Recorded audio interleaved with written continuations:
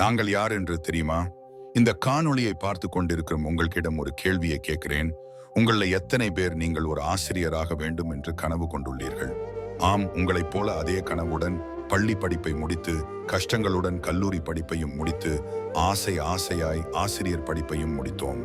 கண்படும் இடமெல்லாம் கடன் வாங்கி ஆசிரியர் தகுதி தேர்வு முடித்தோம். ஆனால் இங்குதான் நிலைமை மாறியது. ஆசிரியர் பணி இன்று வரும், நாளை வரும் என காத்து கொண்டிருந்தோம். இடைப்பட்ட காலத்தில் பலருக்கு திருமணம் முடிந்தது. குடும்ப வாழ்க்கை ஒரு புறம், பொருளாதார சிக்கல் ஒரு புறம். இத்தகைய சூழலில்தான் அரசிடம் இருந்து ஒரு அறிவிப்பு. இனி அரசு பள்ளிகளில் ஆசிரியர் ஆக வேண்டுமென்றால் நியமன தேர்வு எழுதி தேர்ச்சி பெறுங்கள் என்றனர். இவ்வளவு தூரம் வந்துவிட்டோம். நியமன தேர்வையும் வெற்றி கொள்ள முடிவு செய்தோம். மீண்டும் கண்ட இடமெல்லாம் கடன் வாங்கினோம். பயிற்சி மையம் சென்று பயின்றோம். நல்லபடியாக தேர்வு நடந்தது. தேர்வில் வெற்றியும் பெற்றோம். விரைவாக சான்றிதழ் சரிபார்ப்பும் நடந்தது. குடும்ப உறுப்பினர்கள் இடையே ஆனந்த கண்ணீர். வாழ்வில் மனிதனாக பிறந்த ஒவ்வொருவரும் காண வேண்டிய காட்சி என்ன தெரியுமா? நம் வெற்றியை ஆனந்த கண்ணீருடன் வரவேற்கும் தாய் மற்றும் தந்தை. கணவனின் வெற்றியை வார்த்தைகளால் வர்ணிக்க இயலாத மனைவி. இப்படி இருந்தது எங்களின் வெற்றி. நாங்கள் சற்றும் எதிர்பாராத விதமாக ஒரு செய்தி.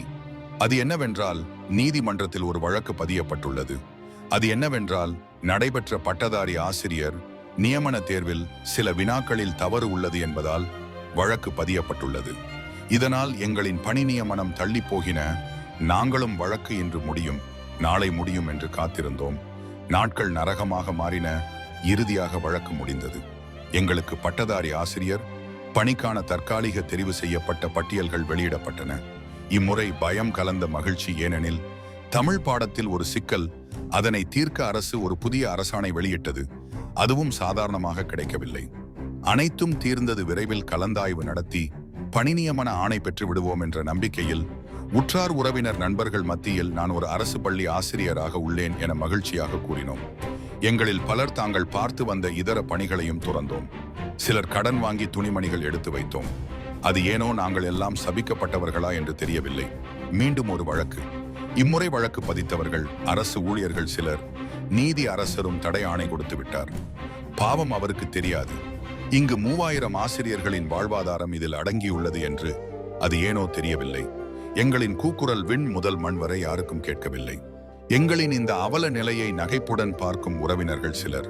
நீ எப்ப வேலைக்கு போவ என்று கேட்கும் நபர்களிடம் என்ன சொல்வது என்று தெரியவில்லை. 6 மாதம் ஆகிறது. இன்று வரை விடியல் எங்கள் வாழ்வில் இல்லை. நரகமாக மாறின எங்களின் அன்றாட வாழ்க்கை. நடுரோட்டுக்கு வந்துவிடும் போல உள்ளது குடும்ப சூழல். ஆசையாயிருந்தோம். ஒரு ஆசிரியராக நாம் நாளைய மருத்துவர், காவல் அதிகாரி, இராணுவ வீரர்கள், அரசு அதிகாரிகள் என பல்வேறு ஆளுமைகளை உருவாக்க உள்ளோம் என்று. ஆனால் இன்று எங்கள் வாழ்வாதாரம் மிகவும் கடுமையாக பாதிக்கப்பட்டுள்ளது. இந்த காணொளியை பார்க்கும் ஒவ்வொருவரும் எங்களுக்காக வேண்டிக் கொள்ளுங்கள். எங்களுக்கு விரைவில் பட்டதாரி ஆசிரியர் பணிக்கான கலந்தாய்வு நடத்தி பணி நியமன ஆணை வழங்கிட உங்களின் இஷ்ட இறைவனிடம்